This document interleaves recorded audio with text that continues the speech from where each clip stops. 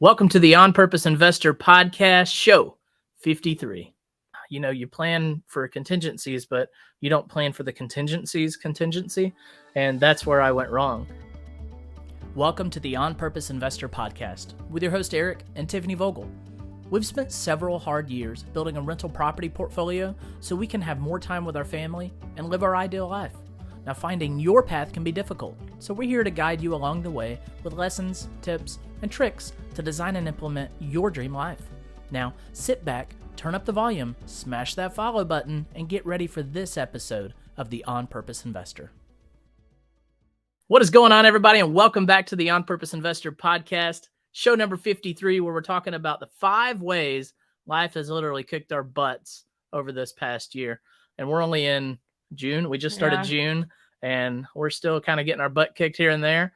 But we want to share those things. I'm your host, Eric, with my lovely co-host, finally in the same room again, Tiffany. Yeah, it's great to be back. Yeah. It's good to be back. Good to be back in the studio. Yeah. But far better to be back with my family. Yeah. It was an eventful morning of a trip to Costco. That was not just me with 2 kids, so it was a lot of fun. Our son ate half of a hot dog, half a slice of pizza, and most of the entire chocolate sundae. He is 2.5 years old. Yeah. I don't know where it went. We'll find out later.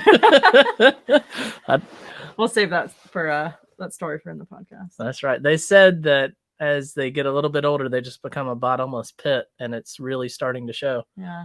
I'm pretty sure our buggy, our shopping cart, is going to become ever more full. Yeah, as we'll buy another rental to afford his food budget, especially because we have a pool now. So like with swimming, he's gonna be burning some. So we're gonna have to just throw food at him. You know, I just got back from this class up in Virginia, and there were people there from all over the country: Washington State, South Dakota, Indianapolis. There was somebody there from Guam, and just so many people. And the first thing they noticed about me was my accent. And then even more so, what I called things. Well, your Southern isms. Yeah, I guess I got a lot of Southern isms. One of them, my new friend now in Washington State, had a booklet, like just a tiny little booklet he wrote in. Every time I said an ism, he'd write it down. There's the book, The Stuff My Dad Says. Essentially, he was writing a book on stuff that Eric says. That's great. Yeah, but it just came to me when I said we were getting the buggy at Costco. He's like, "What's a buggy?" And I'm sure we got friends in the North that's like, "What is a buggy?" Well, it's the big metal thing that you put your pop in when you get to the store. No, it's Coke. Well, duh. Down here. Even if it's Sprite, it's Coke. Everything's a Coke down here. All right. It's a Sprite Coke or it's a Pepsi Coke. I'm done. It's not even a soapbox. Like, it's not even something good. It just is. It just is. Well, I'm glad to be back. I hope you are glad I'm back. You're out of the hotel room. Yeah, I'm out of the hotel room. Guitar's back on the wall instead of in the background. That's right. Always got my guitar. So 5 ways life has kicked our butt over the past, let's say 6 months or so. Yeah. I mean, this year has been interesting because we had the baby in October, which I know was not this year. But so January 4th, I think it was, you left. I did. For 6 weeks. Mm-hmm. I had a 3-month-old and a 2-year-old. Mm-hmm. That was a nightmare. Just absolutely a nightmare. And then you were coming home on the weekends. Yeah, I came home on the weekends. And then once I was home. From the 6 weeks. Yeah, so it was mid-February. Yeah. I'm home. And between, let's say, February 15th through April 1st, which is about 6 weeks, we did everything we could to structure our business. Yeah. Structure everything to be okay for me to leave for another 10 weeks. And structure the business, the family, like we sleep trained. And so the baby was finally sleeping when you left this go around, but you've been gone for 2 months. Yeah. So we just got home yesterday. Gosh. Yeah. We learned a lot of lessons, some of them harder than others, I think. And I guess just wanted to share the lessons we learned, and maybe you can apply some of it so that you can avoid going through the struggles that we went through. There were quite a few different struggles too. Some of them more, I'd say passive than others. Yeah. But some of them were really big. So let's start out with one of the biggest things that kicked your butt. Yeah. So when he was gone in the first part of the year, I had a realization of staying home with kids is not for me. I was basically stay-at-home mom full-time with the help of grandparents and family, but I didn't have childcare, like consistent scheduled childcare outside of their day school that they go to 2 days a week. And I realized by the time I dropped them off, got home, got on the breast pump, and got everything situated, I had maybe 45 minutes to an hour, and then I had to go pick them up. So then I was pretty much cleaning the house and doing all the stuff I needed to do around the house. And when you left the second time, it's like, you know what? I'm just going to stay in town and work for a couple hours, maybe take myself out to lunch kind of thing. Yeah. But all of that to say, it caused me to realize staying home was not for me. I want to work. And we created financial freedom to spend time with our family, but I didn't realize how much I enjoyed working. And I realized I was really the happiest when I was working full time and building the business. Yeah. So one of the shifts that happened is I am going to take more control over the businesses, particularly the On Purpose Investor brand. And Eric's going to be the face of it for sure and teach the content. But I'm really the behind the scenes doing everything and building it out. Pay no attention to the beautiful redhead behind the curtain. Yeah, and I'm not doing it alone. We have a great team supporting us. So that's right. Thanks, Aaron. Absolutely. You edit this podcast for us. Yes. And all the future things you're going to do for us. But, it just really forced me to say, okay, I'm not happy with the way things are. What can we do to change them? Mm-hmm. So when he was home for the 6 weeks, like we really shifted things and set up. We had a nanny come to the house a couple days a week, which was great, but still not enough for what I wanted. Right. And I was ready to go full on in all the ventures I'm doing right now, which is a lot, but there still has to be someone that's there when the nanny calls out sick or when the kids get, they're at school and can't stay because they have runny poop or whatever, and doing it all on my own, I had to just pump the brakes. So the past week or two, I just didn't work. I did what I could, but I wanted to be in the office working, but the kids needed me and there was no one else. So you do it. But I guess it made me realize I wish I had embraced it a little bit more and been happy in the moment and been present with the kids more instead of trying to go work. Just really acknowledge, okay, this is only a season. Mm-hmm. And this June is a crazy month for us with additional trips and your annual training. But I know that come July, we are going to have a different whole set of infrastructure in place for me to go work. So that was my time to invest in the kids and just kind of relax. And there will be time to really grow the business later. Yeah. So it kind of ties to where the real estate market is right now too, because people are looking for deals and there's not deals out there. They're so hard to find. They're there, but they're very difficult to find if you have a certain way of finding deals that is primarily consist of looking at what's on the MLS. Yeah. There are definitely deals out there that people will find. The way we found deals is there's not deals. I'll put it that way. Yeah. And you have to work a little bit harder to find them. Mm-hmm. But there will come a time where the market is shifting. And I think the reason the deals are hard to find right now is interest rates are up, but the pricing hasn't adjusted down to make it worthwhile. Does that make sense? Like the sellers have not adjusted to where the rates are. That makes sense. I'm trying to tie in how the real estate relates to that. And maybe it'll help our listeners. What I'm saying is the market is not in a place right now where deals are easy to find. Yeah. And I still listen to a ton of real estate podcasts, even though we're not actively buying, Mm-hmm. and because I just love the business. And they're saying now is the time to invest in yourself. Yeah. Get the education, build, we'll talk about this in a second, but build the team and the infrastructure so that when there are deals, you're ready to go. So analyze deals, still do all the work, but know that you might not buy houses right now. And that's okay. Don't buy houses just for the sake of buying houses. Right. Make sure there are true deals. And if your volume is down, that's okay. It's a season to really hone your skills and sharpen your knives and your tools so that you are ready when the market shifts. There's a couple of sayings that we've both used and heard used. The one I like to say often is, you're going to cash a check later that you're writing today. Yeah. And the check that many people need to be writing today is the check of education and the check of networking and the check of relationships. Yeah. Because when time comes to essentially cash that check, you want to be able to cash it big. Right. And you want that investment to have grown and doubled itself and tripled and doubled and not have sat stagnate. Right. One of the things we're building into our new program that we're working on is finding a mentor. Yeah. And how to not be creepy about it. Like, don't go up like, will you be my mentor? How to find someone that will help you get where you want to go. And first it's figuring out where you want to go. Yeah. But once you know that, finding the person that can help you get there. Yeah. And I think that's something that'll really help is like, no, okay, this is what I want to do. This is the person who's really good at it. Let me go learn and learn on their dime. Let them pay for your mistakes. That's right. I wish we had done that, but hindsight. We can't Monday quarterback it. I know. So the first of the 5 ways is what exactly? I mean, for me, it was, I learned what I wanted to do in that first season of you being gone, but I had to wait. So I guess the way it kicked my butt is like, I wanted to go do something, but couldn't. Yeah. And I had to learn some patience. Yeah.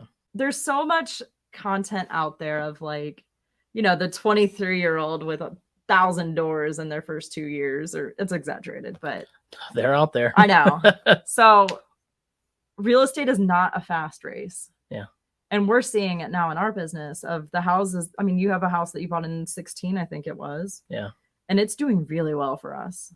And each year they do better and better. And we have a lot of tenants moving out this year, and we're not mad about it because rents have gone up so much that we're going to be well compensated for the effort to re-rent them. But it might not cash flow great today when you buy the property.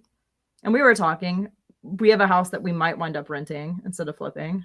It's a back and forth conundrum. It's an ebb and flow situation. But we're okay if it breaks even for the first year because we know that rent growth in time will make it worth it. My argument to Tiffany was this morning of I would rather break even as a rental than break even as a flip. Because if you can break even as a rental in time, it will bring its reward. Yeah. When you break even as a flip, that's it. And it's done. I want to be very clear. Like, we know our numbers. We know what repair is going to be. We know how to account for vacancy. And we're spreading the risk of that one property over our portfolio. So I would not take that strategy for your first deal. No, definitely not. Like she said, we can afford to break even on one house out of 20. I mean, it's okay to do that. I would not break even on one house out of one house. Yeah. Or even one house out of 5 houses. Right. I wouldn't, unless you have a strategy. Don't bet on appreciation. Yeah, don't bet on any of that. Or rent growth even. And if if rents go down and we can't get break even, we can eat that monthly if we had to. If you're buying 10 real estate deals because you only need the depreciation to offset your taxable income and you don't really care at all how many you have or if they cash flow at all, and you just need them to break even and capture all that depreciation, then that probably is a good thing for you. And you probably have enough of an income on your jobs, on your W-2 to make that make sense. But unless that is like your strategy, I wouldn't recommend it. Yeah.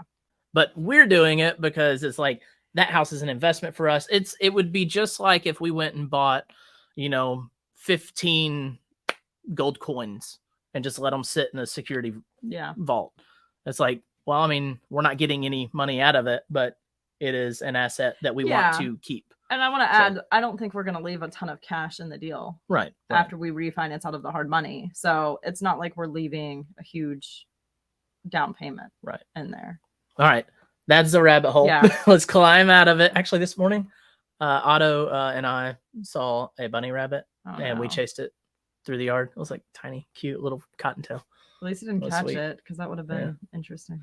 Would have been awful. He also tried to kiss an ant. So number 2 of our 5 ways life has kicked our butts this year, it was the infrastructure. Yeah.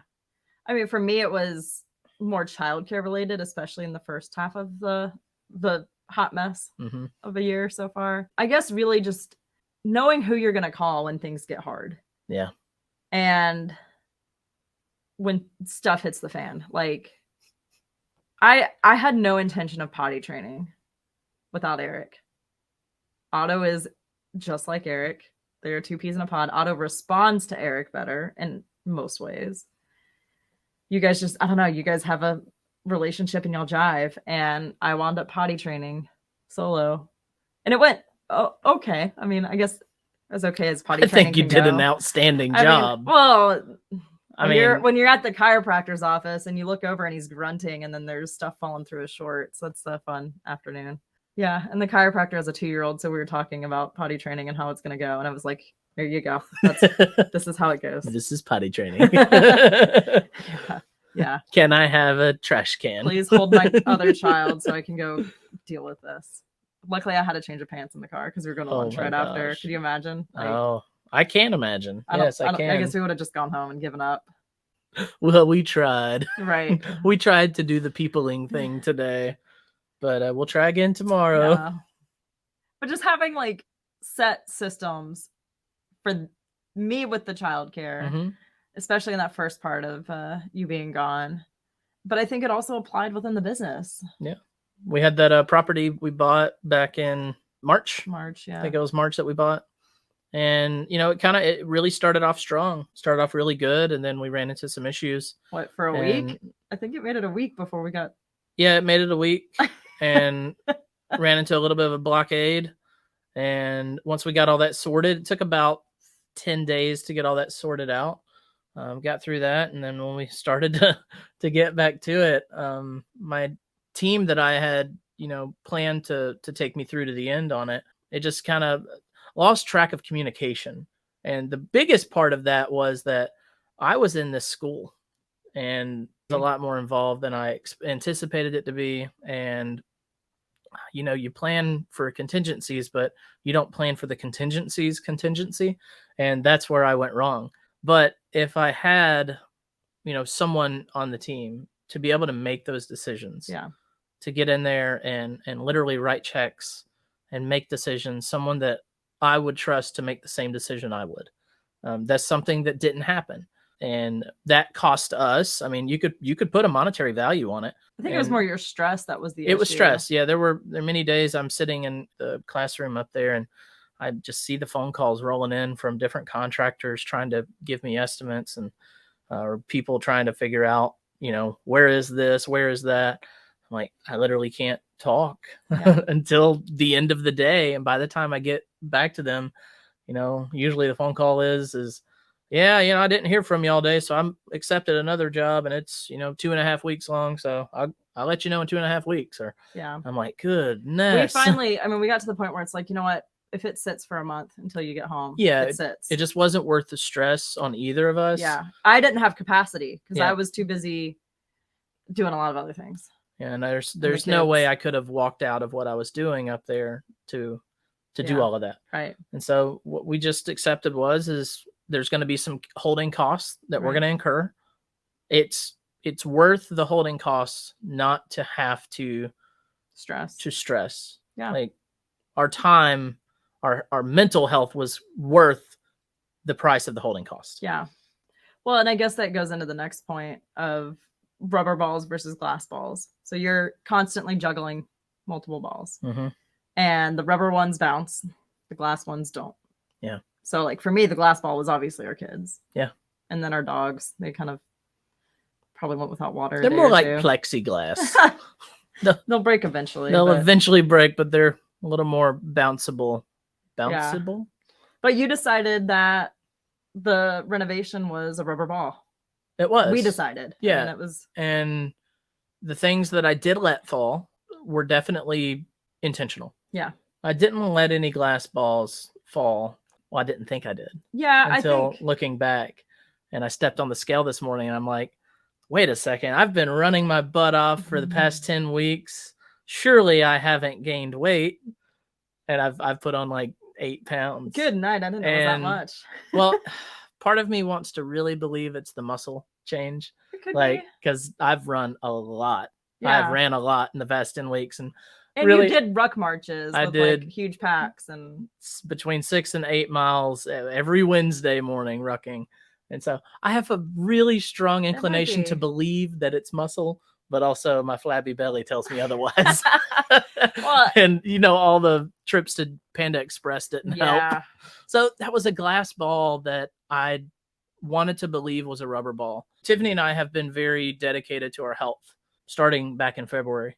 Yeah. And we'd been really holding each other accountable on it. We made it 6 weeks. And we did. Well, no, we made it probably 2.5 months, I would say. Yeah. Because the last month, I think, is when both of us we just got overwhelmed. And it's just easier to make quick junk food than to eat a salad. It was. And in some way, my mind is just like, if I don't have to think about cooking, then that frees my mind to think about something else. But if I don't have to cook, I didn't have a car or anything. Yeah. So the only options I had up there were in the commissary. In the commissary was a pizza place, Panda Express, the Jimmy John's. Not Jimmy John's. What's that? Subway? No, the sandwich place, the nice one that has your favorite steak and Jersey Mike's. Jersey Mike's. And there was a Subway as well. Yeah. So I'm like, those are my options. And then there was a commissary full of beer. So tax-free beer too. It was all tax-free. I'm paying the tax now though with my flab. That was good. But we had to learn what was the rubber balls versus the glass balls. Yeah. And I think our health, we would have rather had that be something we kept going, the glass ball. But also I think it's like we're talking about a month worth of eating, and it wasn't complete garbage on my end. It was not as good as I would have liked. Yeah. But keeping our kids fed and functioning, and those are definitely glass balls. I mean, our baby has some upper respiratory issues because he caught RSV at 4 days old, and I had to do breathing treatments twice a day. So what do you do when you have your baby sitting on a nebulizer holding a thing up to their face? What do you do with the 2-year-old? Well, he runs around singing, and he has the best song ever. Bubba medicine song. Yeah. Brother medicine song. So I finally figured out I could throw him in the bathtub and sit right there watching him and do the breathing treatment. But hey, that's 2 birds with 1 stone. Yeah. Bath, medicine, glass of wine. You can get it all right there in one swoop. So there was that. Then he takes 4 bottles of milk a day. Then he started solids. So there's 3 solids. So like keeping just the baby functioning was a lot. And then you have the emotional train wreck of a 2.5-year-old who's potty training. So you've seen the hot mess. Like bedtime used to be, all right, let's put on your jammies. Okay, go to bed. Good night. Now it's like, I'm wrestling him to the floor to get pull-ups on him. And well, he has 2 types of pull-ups. There's rocket ships and there's dinosaurs. Yeah. Do you know how many dinosaurs are left versus rocket ships? Ooh, what's the count? I don't know the count, but we're about to run out of rocket ships and it's going to be a bad day. All right. Hey, Alexa, add more rocket ship pull-ups to the shopping list. Yeah, we have tons of dinosaurs. You think she heard that? No. I don't think so. All right, the next thing. So the first 3, just to recap on the way, the first thing is learning what your passions are, but you had to wait. Yeah. Patience. Yeah. And the second one was the infrastructure. Yeah, we didn't have the infrastructure like we thought we had it set. Yeah. The third one, we let some rubber balls fall that we probably should have considered glass balls. Yeah, but I also think it is what it is. I think it was the right decision at the time. It's not like it was a decision that we made for years. Yeah, that's right. So I think the big thing is June's crazy because of our trips and stuff. But my plan is when you come home, we're going to get back on the We're going to do it. Narrow. Absolutely. All right. So I think the next point for me, this all allowed us a big opportunity to just reassess our life and what do we want to do. Mm-hmm. Is On Purpose Investor in the podcast what we want to keep doing, or do we want to go invest more in rentals? Like, what do we want to do with our time? Yeah, it would. Because I know I want to work, but what do I want to do? Yeah, I'm still not completely, abandoned the plan of buying coin laundries. I know you brought that up today. I'll figure that out for you later. I just look forward to counting quarters, and like Oh, I just God. add up a lot of quarters, and it equals like, oh, I had a $10,000 month in quarters. I want that to happen. You want to carry like 5-gallon buckets to the bank? No, I want to carry just like the rolly suitcases you see in the airport. Yeah. I want to do one of those into the bank. Okay. It's full of quarters. Well, our bank doesn't have a ramp or anything. It's just stairs. So that's why I worked out. Yeah. Get out of the muscle. You see the microphone's covering it, so it looks as big as you want it to be. Get the 2-year-old muscle to help you. Yeah, I'll do that. But I think it gave us the opportunity to just literally pause our life and look at what do we each want to be doing?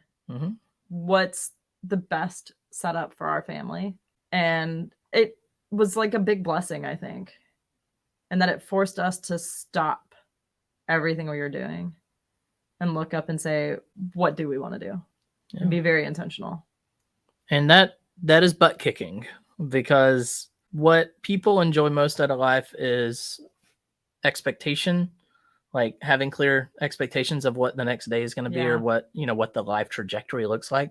People find comfort in that, and they find comfort in knowing what the outcomes are likely going to be. Right. But what we're in this moment right now is essentially, are we going to burn the ships and do something completely different? Right. Are we right? Well, what are we doing? One of the thoughts I had was getting another W-2. Yeah. Because I knew I wanted to work. And I wound up taking a 1099 role as a fractional CFO, working with David Richter on Profit First. Yeah. So I'm helping other business owners in real estate implement the Profit First methodology in their business. And it's so much fun. I get to talk real estate with like-minded investors, help them with their finances. And I had the thought I could go find my own clients. We know enough real estate investors. Yeah. But if I do that, then that means I'm not going to be able to do the podcast and help build out the program we want to build out for On Purpose Investors. So I just decided, you know what? I'm going to partner with David's company, let them bring me the clients while he's going out and speaking all over the place. And you just recently set him up with Better Life Tribe. Yeah. Where Tiffany reached out to the Better Life Tribe that Brandon Turner hosts, and got David speak to that mastermind group. Yeah. And I think he's coming on the podcast. We need to talk with him and get that situated. But we are implementing Profit First in our real estate business, and it's really changing the way our finances are run. I know you don't know a lot about that yet, but you will soon. I sure will. But it's helping us automate the finances. Yeah. So that I'm not spending all my time on that, and I can work on the other things I want to work on. So I'm working on the things I want to work on and outsourcing the stuff I don't want to work on. That is the most beautiful thing to ever exist. Yeah. It's like it's who not how, but combined with some other elements. Yeah. Of essentially, Stephen Pressfield's put your ass where your heart wants to be in the seat. Right. That you want to be in. Now that book talks a lot more along the lines of imposter syndrome and just doing the job you wish you had, or doing the job you want to be successful at, right? And you end up having it. But in the same idea of your heart doesn't want to be in every role of this business. Right. No. And I don't want to build out web pages. Where your heart wants to be, that's the seat you're going to sit at. Yeah. And then you're going to who not how the rest. And then if, it's like, if I am dreading doing something, I'm going to outsource it. And I'm going, if we don't have the financial resources to outsource it, we're either going to find a way to increase revenue, or I'm going to go pick up another client in the CFO business to pay for what I need done for On Purpose Investor. Exactly. Because at the end of the day, if I'm working on something I enjoy, that's going to make me a better wife, mom, person, and just happier overall. Yeah. And if I'm not doing the stuff I don't want to do, like that just, I don't know, it just feels good. If you can live your life in alignment with your true purpose, that's where you start to see the dividends of your hard work. Right. Not just in the money you make. Right. And not just in the relationships you build, but the energy that you put off to others. Right. People are attracted to your energy. They want to be around you. And what does that usually bring? It usually brings in opportunity. Yeah. It usually brings in the things that you have been essentially trying to propel into existence. Yeah. And then people are always, wondering like, how do people will things into existence? Well, it's all about attraction. It's like Yeah. the attraction of energy. And I think it's that plus you have to know what you want. And that's what Dream Life University was helping people find what they want.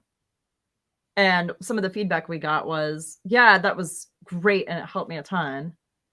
But what's next? Yeah. And that's where our new program is going to have that what's next aspect to it. So I'm super excited to launch that. I'm thinking we're going to be able to launch it late summer, early fall. So stay tuned for that. And I guess we can go and announce we're in the works on a masterclass coming up. Yeah. So it'll be for sure under $100. And Eric's going to talk through some great stuff. We'll hash out the topic a little bit more, but yeah, be on the lookout. Be sure to follow us on social and email list and all that good stuff to hear what Eric's got coming. And I guarantee you it's going to be worth the price of it. If not, we're going to give you your money back. It's going to be about 2.5, 3 hours long, however long y'all want to make it with me. Yeah. And how long, how many soapboxes you get on? Soapboxes and vignettes. So vignettes. Yeah, I was going to say vignettes. Maybe I'll eat beignets while giving vignettes. So that was the number 4. Yeah, that was 4. Let's circle back. Number 4, how can you be intentional with your life and family? Yeah, if you had the opportunity to just press pause in your life and blow everything up and start over, what would you change? And that's one of the ways our butts is getting kicked right now is that, well, it's an intentional butt kicking. We kind of forced it on ourselves, but it has to happen. Yeah, I mean, I think you being away from your family made you appreciate us. I mean, why wouldn't you appreciate us? We're pretty great. You are amazing. But I mean, I single mom in it for a lot of time this year. Yeah. I'm like, good night to the single moms out there. Like, props, because it is no joke. And having you back, I mean, just going to Costco, I'm like, oh, I don't have to take my eyes off the baby to deal with the temper tantrum that's happening right now. Because I got the baby. What I don't even remember what he broke down about after we went to the bathroom. It was like, oh, there's no telling. He wanted to go touch the pizza boxes, I think. That's it. He wanted to touch the pizza boxes. Listen, stand your ground. Don't let your toddler touch the pizza boxes. Yeah. But also don't make a mountain out of a molehill. Yeah. You guys were sitting on the floor in Costco. We were. Yeah. I think the last thing we kind of realized is we got comfortable. And part of it was having a baby kind of took our eye off of the let's growth say ball. Yeah, the pausing that we took, the taking a break that we've taken has been circled around our 2 kids. Well, yeah, the 2 kids and all of your army training. Yes, there's been a lot of that. Because there's moments I'm like, what have we done in the last year? And it's like, oh yeah, we moved and renovated this house. We had a baby. I went to not only officer school, but some safety school. Yeah. And a basic course. Yeah. On officer school. So it's been a lot. It has been quite a lot. Let's see, that was about 30-ish weeks of army training I was gone. Yeah. So it's been a lot of army over there was the a past lot few of that. years. Yeah, it was a lot. But I think we both have goals outside of what we have in our portfolio. Like, we want to grow financially more and be able to travel more and do more. But we got so comfortable, and I don't know. I think in a way we got comfortable, but also there was a lot of other stuff going on. So, but I guess we didn't have clear goals on what we wanted to accomplish. Yeah. And we didn't accomplish anything. We were just like, oh, we got our number, like, we're good. But then what we wanted to do grew. So some lifestyle creep happened, which is perfectly fine. But we need to shift and start buying houses or growing on purpose investor, or, I'm doing the CFO work. So we have new goals and we need to grow to meet those goals. Yeah. Just keep in mind what you want and make sure that you're growing to match that target. So we got our butts kicked because we got comfortable. Yeah. That's true. And, that's one of those things that maybe you are comfortable and maybe there is no lifestyle creep happening. You never know. Yeah. I mean, I think too, though, we got comfortable and we weren't continuing to grow as individuals. And that led to me being discontent with myself. Yeah. Because I'm constantly interested in learning new things. But I was like, what am I learning? I'm just sitting here nursing a baby, which I know is not just sitting there nursing a baby, but I learned that I need more just mental challenge. Yeah. And I think that caused a lot of the struggle, I guess. Yeah. And so the biggest thing for me on getting comfortable is I truly feel God has gifted people that are very successful with their talents so that they can help people. Yeah. And so that they can maybe exchange their talent for money and use that money to help people. Yeah. And I feel like never should we ever get too comfortable, because we do have a gift. We have several different types of gifts. Right. And we should absolutely use it to help people. Right. Well, and also modeling for our kids. Right. What hard work looks like. Yeah, but also what good rest looks like. So it's a fine line, but have your enough number or enough, what does enough satisfaction or enough success look like? And then keep doing it. Yeah. Keep doing it, but use everything in excess that is excess for those that need it. Yeah. Because you have a gift and you need to keep using it. The people that are maybe benefiting from your gift, and then the secondhand effect of the people that can benefit from either the words that you say, and then people go and repeat it and they share the good things that you have to say, or the income that your gift is bringing that you can then give. You can give to maybe, whatever philanthropic or religious aspect or whatever it may be. Yeah. That's a lot of our goals. Yeah. Is it's giving more, but also building generational wealth for our kids through some interesting venues, but we're young. I don't think we would just sit here in our nice house. I'd be super bored. Yeah. I mean, you can only play so much guitar a day. Yeah. And you can only cut the grass so much. I don't know. All right. That is a fun little lawnmower, I tell you what. You've been on it once? I rode it once. It was fun. My stepdad's been on it a lot more than you. Oh God. I guess I want to wrap up by just saying, like, all of this happened for us to make us into the next version of ourselves. We're the happiest people you ever seen get their butts kicked. Yeah. There were moments it was absolutely miserable. And it's easy to get caught in a victim mentality of a way, like that. Why is this happening to me? And I just tried to digest it as, this is a lesson for me to learn something. What is the lesson I need to take from it so that I can move on to what I need to move on to next? And that's where we've realized that, some of the shifts in the business are coming. And while you were gone, like, built out the entire framework for the new program we're going to do, and super excited to get that rolling. And there's just a lot of growth behind the scenes. Yeah. That I think will start showing over the next 6 months. Well, I'm excited to see it, and I'm really excited to bring it to the community at On Purpose Investor, and even broader. Yeah. So all of you that are listening right now, if you have shared our podcast, we are so thankful. We have seen an explosion of listeners and followers out there. So whatever it is you're doing, I want you to keep on doing it. And if you haven't, been on your social media, or maybe just texted our podcast to a friend that you think might be interested or benefit from the things that we have to say, would love to see those shares and those, just getting the word out there about the On Purpose Investor. This is obviously a free content show. We love to come here and talk about the things that matter to us, and hopefully maybe one thing we say over the course of 50 something episodes changes your life forever. Yeah. That's the mission here. That's the goal. We want to instill a sense of hyper intentionality inside of you so that you can create a better life for you and your family, and create that generational wealth, and just help change the world just a little bit at a time. Yeah.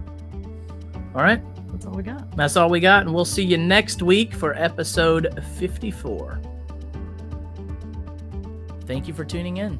If you have any questions or comments, we'd love to hear from you. Head over to onpurposeinvestor.com and sign up for our newsletter to get all the latest updates. If you haven't already, we'd really appreciate an honest review wherever you watch our podcast. All right, now go smash that subscribe and follow button for more tips on building your dream life.